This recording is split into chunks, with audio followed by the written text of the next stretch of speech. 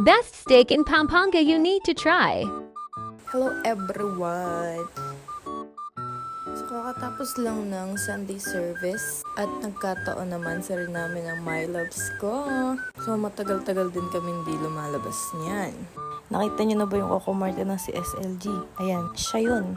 Kaya na yan, nandito na kami sa parking ng church. So yan nga naman yung Fortuner namin na wala lang aircon. Pero maaasahan sa lahat ng laban. Char! Saktong-sakto yung outfit ko ngayon Tingnan niyo naman yung init dito sa Pampanga. Talagang masusunog ang balat mo. Ayan, for the 0.5 ang mga person.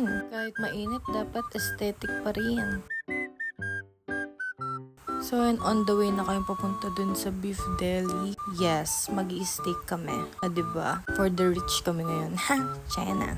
Once in a lifetime, dapat try nyo din. Huwag puro Jollibee diba kahit mainit? Init ka lang man sa rin namin ngayon. Ito nga palang pinuntahan namin ay located dito sa San Fernando, Pampanga lang. Marami silang mga in-offer na ribs dito. Pati ribs ng tao meron. Yan, di ba? Sabi ko na sa inyo, madami silang mga in-offer. Sobrang sulit. Di siya sobrang mahal. Sobrang quality ng mga steaks nila. Meron pang breakfast, may mga a la carte, mga pang solo, may mga 1 to 2 persons na steaks.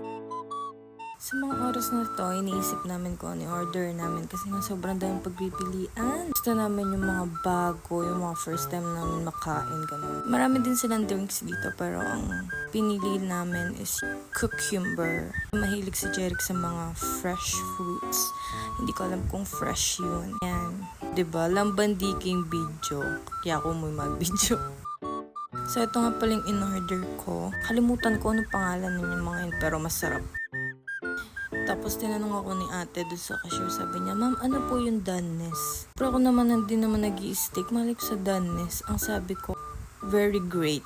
Buti nga hindi ko nasabi great harvest. And sabi ko kay Jeric, "Uy, videohan mo." Kunwari ini-slice ko. Para makita nila yung dugo-dugo ng baka. Kata naman, diba? Sobrang solve. May wala pa yung lip tint ko. So, yun lang. Bye!